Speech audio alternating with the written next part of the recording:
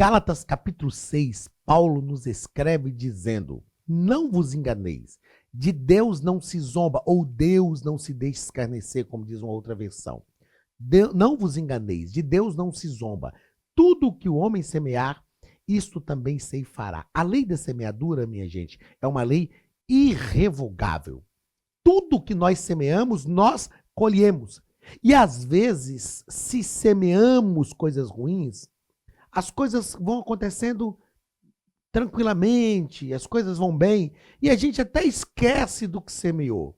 É muito complicado isso, porque as pessoas vão vivendo como se não tivesse semeado a maldade, e a gente às vezes olha para aquilo e fala: não, Deus é injusto, essa pessoa semeou a maldade e nada está acontecendo, mas mais cedo ou mais tarde, eu gosto sempre de dizer, a conta chega. Mais cedo ou mais tarde a conta chega. Por isso, nós precisamos semear coisas boas para colher também coisas boas. Queridos, sejam bem-vindos à Academia de Pregadores. Como você sabe, eu sou o pastor Anderson Silva. Estamos nas nossas lições bíblicas de escola dominical, currículo dos adultos. Estamos estudando sobre o livro de Ruth, não é?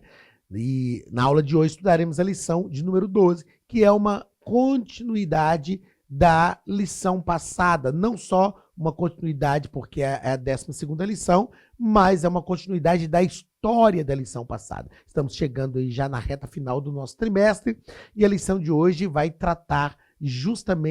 partir justamente do lugar onde parou a lição passada, não é? Amã havia chegado em casa, depois de honrar Mardoqueu, recebeu da sua esposa e dos seus amigos um presságio que não foi bom, e ele foi convidado para voltar à casa da rainha para participar de um jantar. Então este é o cenário da lição de hoje, né? É o segundo jantar num dia depois do primeiro e logo após passar aquela vergonha pública, o vexame público de ter honrado Mardoqueu. Então, lição de número 12, como está aí na sua tela, do dia 22 de setembro de 2024. O título da nossa lição é O Banquete de Ester, Denúncia e Livramento.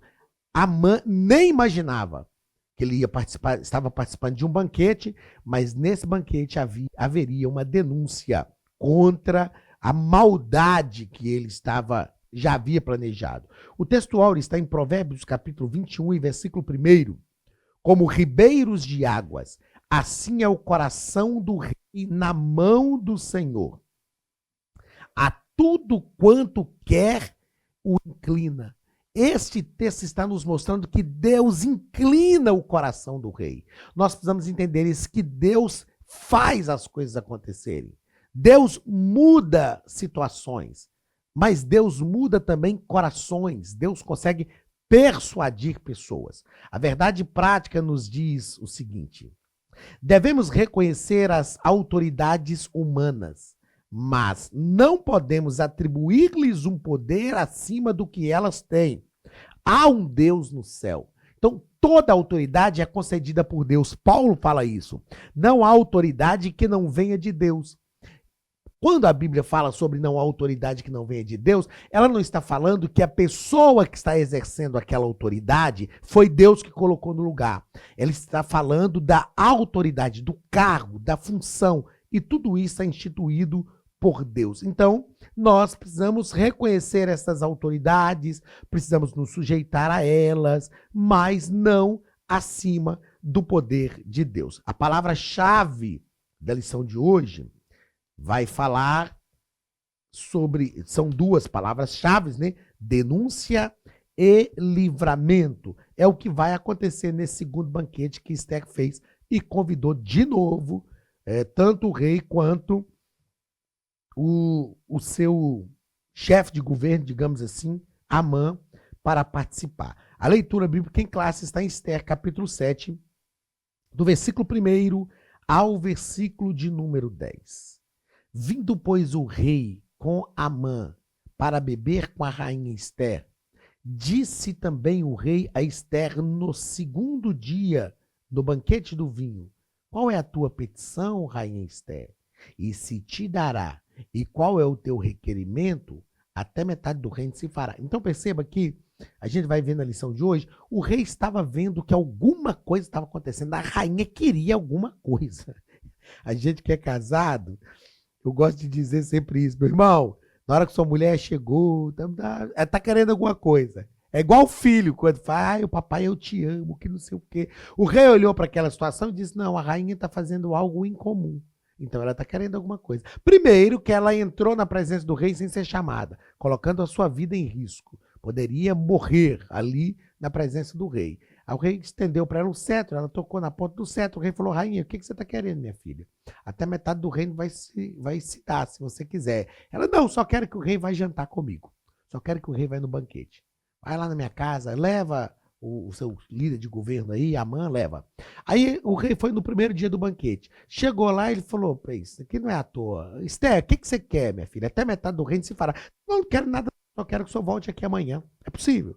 O senhor voltar para um banquete amanhã? Ele falou, claro, é possível. Aí ele chega no segundo dia do banquete. Ele sabia que havia alguma coisa ali por trás de tudo aquilo que estava acontecendo.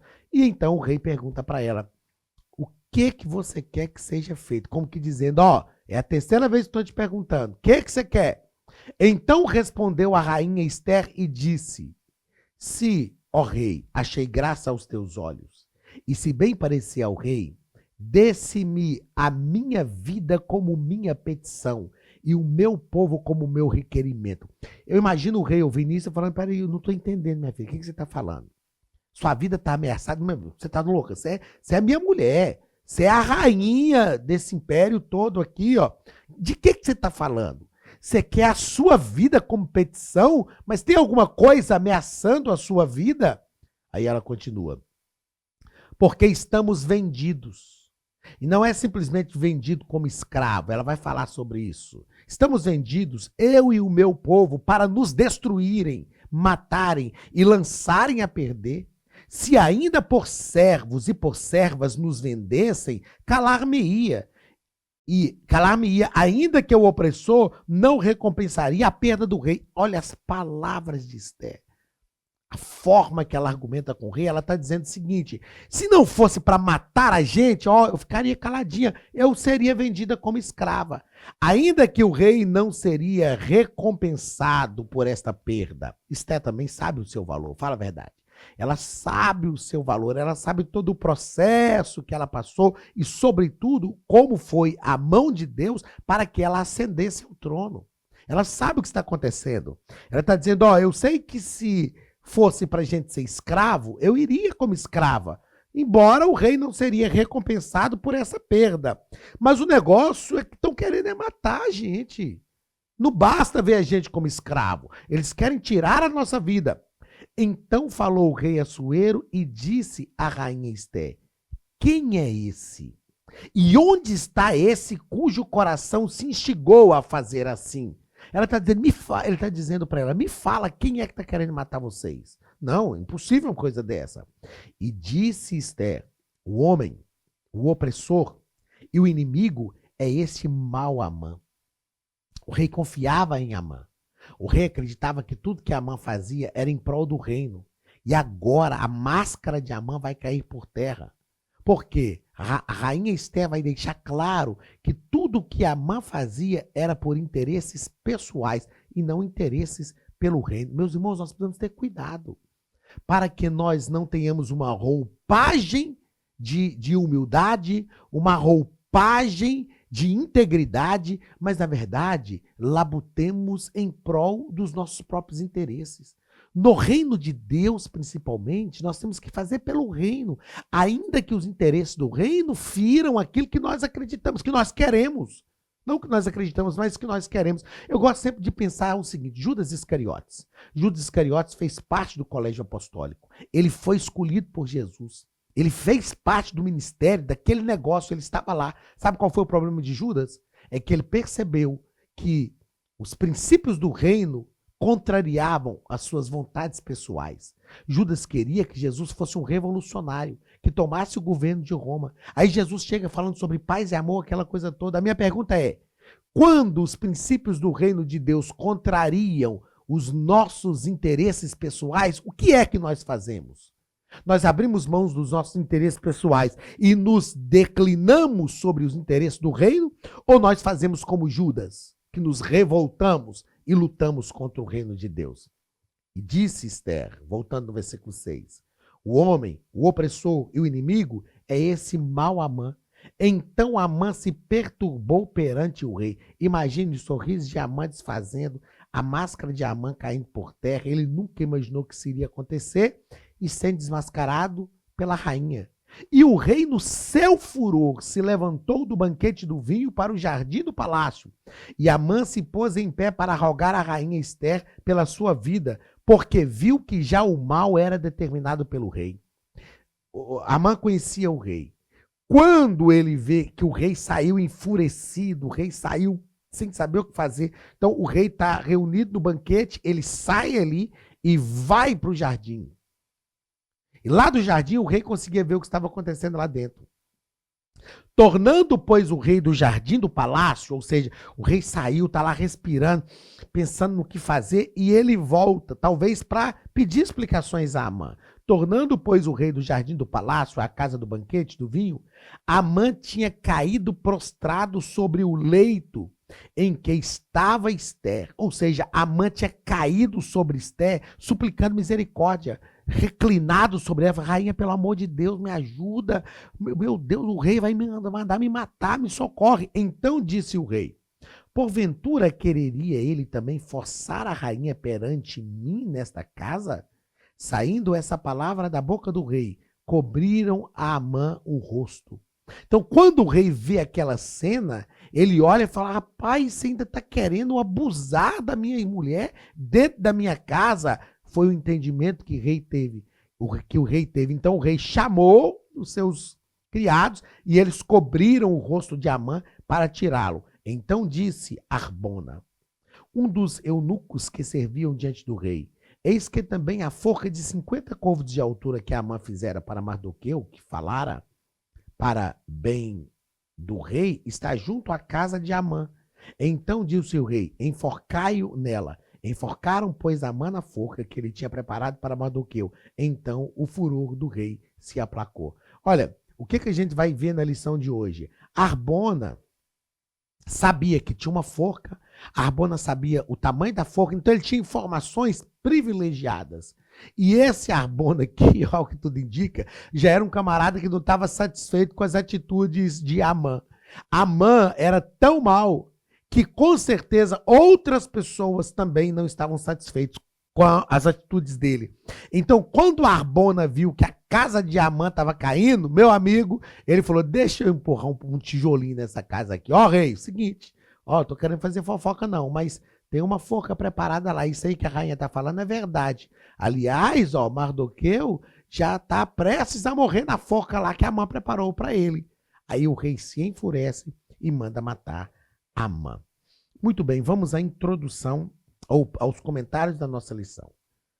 Primeiro ponto, banquete e denúncia. Primeiro parágrafo, a instabilidade de Amã. O nosso escritor deixa claro para a gente aqui, ó, que o dia foi terrível para Amã. O dia começou mal e o dia iria terminar pior do que começou. Salmo 1. Eu quero fazer questão de ler Salmo 1 e versículo 5. Isto aqui, ó, está se cumprindo na vida de Amã. O engano dele vai cair por terra. Deus não vai deixar que a coisa continue do jeito que está. E nós precisamos acreditar nisso aqui, porque tem hora, gente, que nós sofremos a maldade sem nada conseguir fazer. Sem conseguir realmente fazer alguma coisa para evitar. Mas olha o que diz, Salmo 1, versículo 5. Por isso, os perversos, essa parte aqui, ó, os perversos não prevalecerão no juízo, nem os pecadores na congregação dos justos. Deus é responsável pela limpeza da sua casa. Nós só precisamos orar e ter cuidado para nós não agirmos com as nossas próprias mãos. Às vezes nós queremos fazer, nós precisamos ter cuidado. Eu tenho orado há algum tempo a Deus, pedido ao Senhor para que as minhas mãos não façam aquilo que as mãos do Senhor têm que fazer. Tem gente que vai permanecer entre nós, que vai ficar ali, que a gente vai querer que saia, que suma, que desapareça, porque ele traz um problema para a convivência na comunidade de fé, mas a gente tem que orar e deixar Deus agir. Na hora certa, Deus age. O dia de Amã havia chegado. O dia tinha começado mal e iria terminar pior. Encerrando esse primeiro parágrafo do primeiro ponto, ó, o nosso escritor diz assim, ó, ir a um banquete naquelas circunstâncias deve ter sido terrível e desconfortável. Quais as circunstâncias? Depois de ter honrado o judeu Mardoqueu, ter puxado o cavalo, gritado pela cidade, passado pelo vexame público, depois de ouvir da sua mulher e dos seus amigos, rapaz, o trem tá feio pra você. O negócio tá ruim pro seu lado. Esse Mardoqueu é dos judeus, você vai cair diante dele. E pensa na mente de Amã no banquete. Não conseguia nem concentrar no que estava acontecendo. E logo quando ele chegou, a casa dele caiu? Não, a casa dele desabou. Desabou. Por quê? Porque a maldade do seu coração estava sendo revelada diante do rei. Meus queridos, as pessoas más, nós temos que colocá-las diante do rei. E a maldade do coração delas será revelada diante do rei. Eu disse aos irmãos na nossa igreja, eu tenho orado há algum tempo assim, porque Deus me levou a orar. Igreja é lugar dos corações serem revelados. Em várias referências bíblicas, a Bíblia nos fala que Jesus estava em alguns lugares e o texto diz assim, e conhecendo o pensamento deles, e conhecendo a mente deles, igreja é o lugar dos corações serem revelados.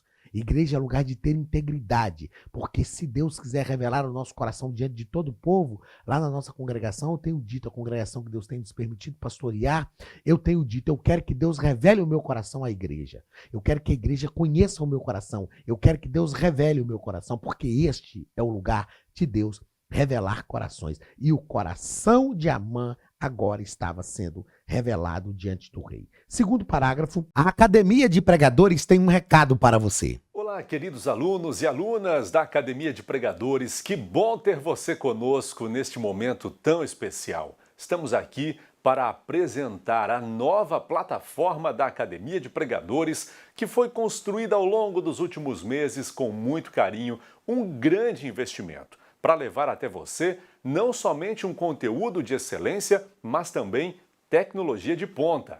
Veja comigo. Os cursos estão organizados por trilhas na página principal. Aqui você encontra sugestões, lançamentos, temas específicos e outras categorias. No final da página tem uma trilha com todos os cursos. Após começar os seus estudos, a primeira trilha será Continuar assistindo, que mostra somente os cursos iniciados por você. Sobre a capa do curso, consta o número de aulas, a carga horária e um botão para adicionar aos favoritos. Nesta seta, você pode expandir e ver um vídeo de introdução. Para fazer login, clique no avatar no canto superior direito e insira o seu e-mail e senha usados no cadastro. Caso tenha esquecido a senha, é só clicar neste link, preencher o e-mail cadastrado e a senha será enviada. No canto superior esquerdo fica o novo menu do portal. Ao abrir um curso pela primeira vez, você vê as informações do curso e do professor. E na lateral, ou logo abaixo, se for no celular, está a lista de módulos e aulas. Algumas aulas iniciais podem ser grátis e qualquer pessoa que fizer um cadastro rápido pode assistir. Após se matricular, aqui você vê as aulas concluídas, aulas liberadas ou agendadas. Você pode adicionar os favoritos, dar uma nota ao curso e acompanhar o seu progresso. E se você sair do curso e retornar depois, o sistema vai abrir exatamente a última aula assistida. Se estiver no computador, use esta seta para ampliar a tela. Logo abaixo da videoaula você encontra os links para baixar anexos, como áudio e apostilas. E neste campo em branco, pode fazer as suas anotações enquanto assiste. Depois é só imprimir ou salvar. Quando terminar o curso, clique no botão Emitir meu certificado e ele será gerado automaticamente no mesmo instante e sem custo. Clicando no avatar, você tem acesso ao seu perfil e histórico de pagamento. Em Meus Cartões, pode adicionar um novo cartão de crédito para fazer o pagamento do seu plano. Se você já era nosso aluno e seu cartão não aparece aqui, adicione um cartão na nova plataforma. Então aproveite as novidades e clique em Assine Agora. Escolha um dos planos, Venha para a Academia de Pregadores, a maior escola bíblica online do Brasil.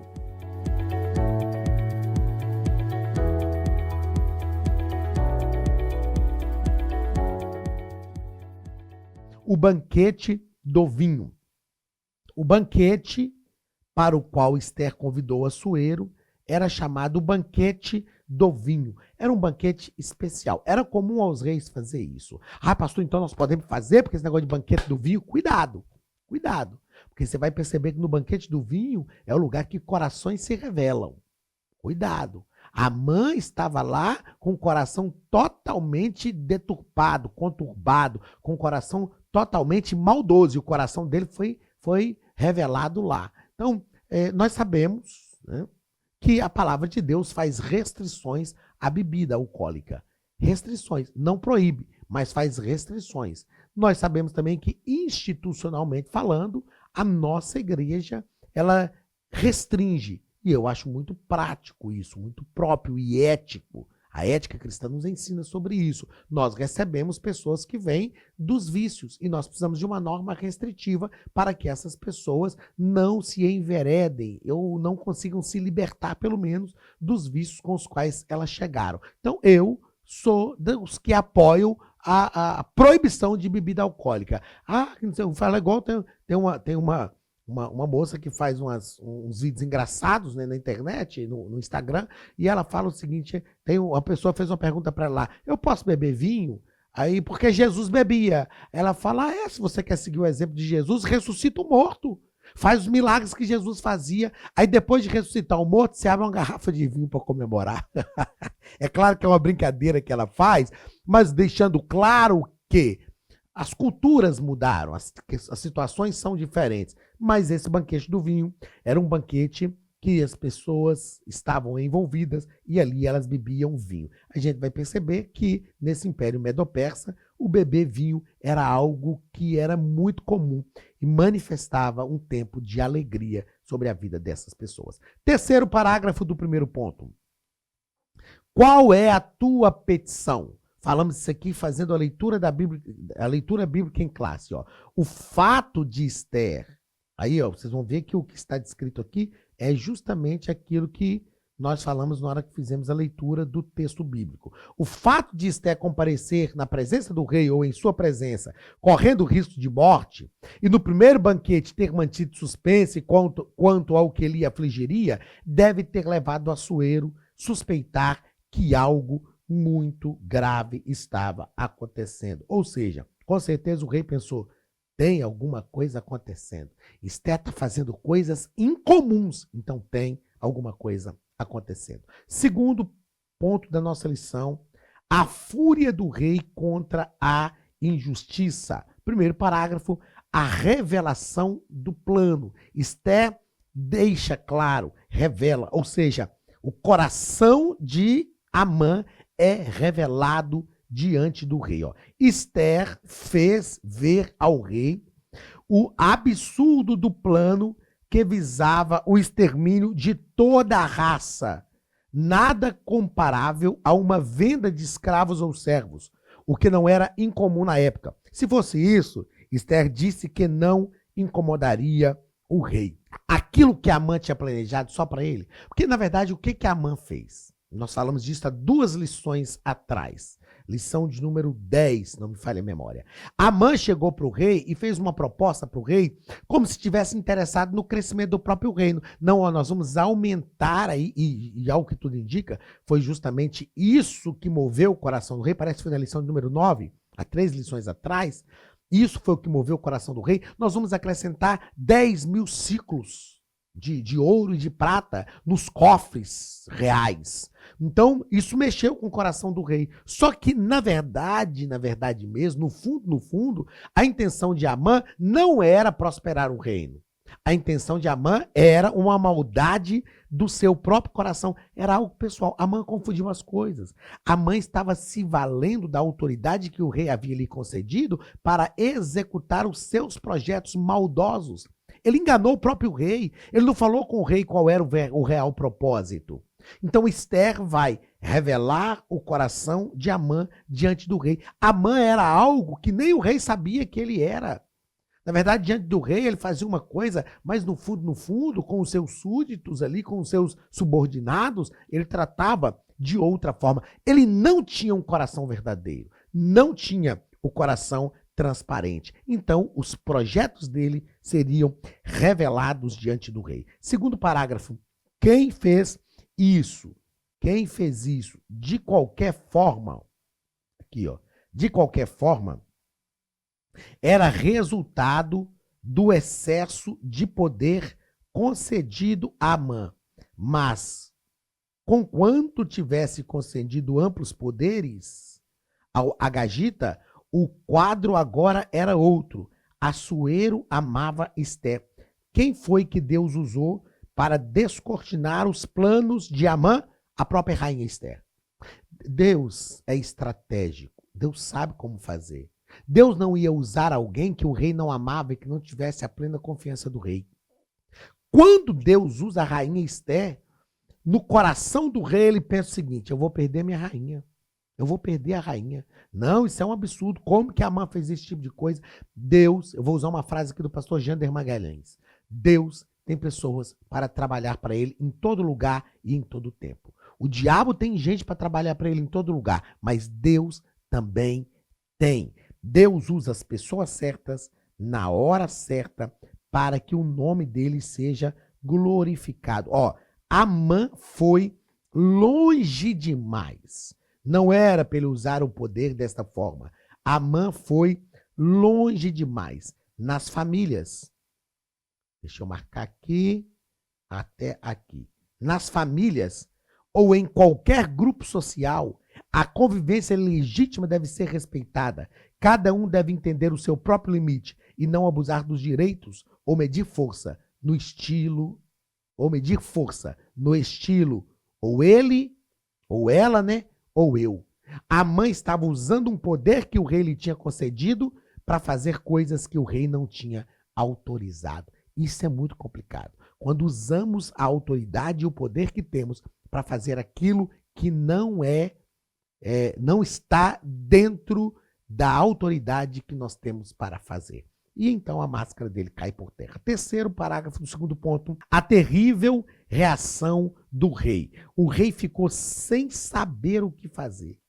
Ele não imaginava que um homem de confiança como Amã é que estava tramando para tirar a vida da sua rainha. Ó. Assuero ficou tão furioso que se levantou do banquete e foi para o jardim do palácio. Ele não conseguiu sequer ficar assentado à mesa. Amã já estava apavorado. Amã já estava apavorado, porque ele sabia o que ele tinha feito. Ele sabia, como a frase popular que eu uso aqui, já usei várias vezes, que a casa dele estava caindo. Ele sabia que os planos dele tinham sido descobertos e que não ia ficar assim. A reação que teve foi se lançar sobre o assento de Esther, rogando-lhe misericórdia. A situação ficou ainda pior. Sabe aquele negócio? Vou falar popularmente, quando a gente fala assim, ó, o negócio tá ruim e vai ficar pior. A Amã tinha que simplesmente ficar quieto no seu lugar. O coração dele era tão mal que toda decisão que ele tomasse agora só pioraria a situação. Tudo que você disser será usado contra você. A situação ficou ainda pior. O rei voltou do jardim e viu Amã prostrado sobre o divã da rainha e fez uma péssima interpretação da cena. Amã estaria querendo desonrar a rainha diante do próprio rei? Como que dizendo, não basta para ele só querer tirar a vida da minha rainha? Ele está querendo agora desonrar a rainha? Na cabeça do rei, é como se Amã tivesse pensado o seguinte, o rei saiu daqui e foi para o jardim. Mas na cabeça do rei, era como se Amã tivesse pensado, ele não foi para o jardim, ele foi embora para casa. Já que ele voltou para casa, dá para eu abusar da rainha aqui e depois eu vou atrás do rei para resolver essa pendenga, como diz o mineiro, para resolver esse negócio aí. Só que o rei voltou, e quando ele voltou, ele viu Amã reclinado sobre a rainha, e aí a coisa ficaria muito pior. Na verdade, meus irmãos, o que nós entendemos aqui? Deus estava tratando com Amã. Deus não ia deixar Amã ileso. A Bíblia diz que Deus não tem o culpado por inocente. Meus queridos, nós precisamos ter cuidado, porque às vezes nós pensamos que Deus não está vendo, que Deus não vai fazer nada. Eu acho interessante um texto bíblico falando sobre a história de Davi. Davi fez tudo certinho, né? Tudo certinho. Tinha plano A, plano B, plano C, de A a Z. Os planos de Davi. Não deu certo, a mulher engravidou. Aí ele chamou Urias da batalha, mandou Urias se deitar com a mulher para ficar como se o filho fosse de Urias. Urias não foi se deitar e falou, bem, então Urias vai para a guerra e Urias vai para frente da batalha, morre, que fica tudo certo. Parece que estava dando tudo certinho. Aí de repente o texto diz assim, e o que Davi fez pareceu mal aos olhos do Senhor. Nós precisamos ter cuidado com o que nós fazemos, porque o que nós fazemos, quando parece mal aos olhos de pessoas, de homens, já não é coisa boa. E quando parece mal aos olhos do Senhor? Esse versículo se enquadra dentro do que Amã está fazendo aqui. O que Amã fez pareceu mal aos olhos do Senhor. Amã entra num declive e ele vai cair. Vai cair de uma vez por todas. Por quê? Porque Deus está lançando Amã por terra. Nós precisamos ter cuidado para que a nossa vida não trilhe também um caminho como Amã estava trilhando. Terceiro ponto da nossa lição e último ponto. O grande livramento. Primeiro parágrafo. A história da forca chegou ao palácio. A história da forca chegou ao palácio. Como nós já sabemos aqui, já falamos aqui, né? Amã tinha feito uma forca só na sua casa. Mas a história chegou lá, ó. A história da forca, preparada no dia anterior, já havia chegado ao palácio. Nada ficou oculto. Um dos eunucos, Arbona, sabia até o tamanho da forca, 50 côvados de altura, cerca de 22 metros. Como Arbona sabia disso? Não sei. Mas uma coisa é certa, aqui agora, Amã vai começar a colher aquilo que ele plantou. Nada fica oculto. Eu vejo pessoas que tramam, que fazem como se ninguém fosse descobrir. E de repente, tudo vem à tona. O próprio Deus joga para fora. É como um tumor supurado. O próprio Deus resolve exteriorizar a maldade do coração da pessoa. Deus fez isso com Davi. Deus falou, que você fez as ocultas, eu vou fazer com você as claras. Todo mundo vai saber. Tenhamos cuidado, meus irmãos. Isso aqui, ó, pastor, essa aula aqui é para amedrontar a gente? Não, é só para nos ensinar qual caminho passar. É o que Deus falou com Caim lá no Éden, lá no Gênesis, já estavam fora do Éden. Deus falou com Caim lá no Gênesis, se porventura fizeres o bem, não acharás lugar para ti. O problema de Caim era a intenção do coração. Qual é a intenção do meu coração? Quais são as intenções do seu coração, do nosso coração? É isso que precisa ser disciplinado. Precisamos fazer como Davi no Salmo 51. Pedir a Deus que mude o nosso coração e transforme a nossa vida. Segundo e último ponto da nossa lição, segundo parágrafo do terceiro ponto e último ponto, os ventos mudaram. Os ventos mudaram. O nosso escritor diz, olha, talvez Arbona até tenha feito parte do grupo de servos do rei que denunciou Mardoqueu para Amã.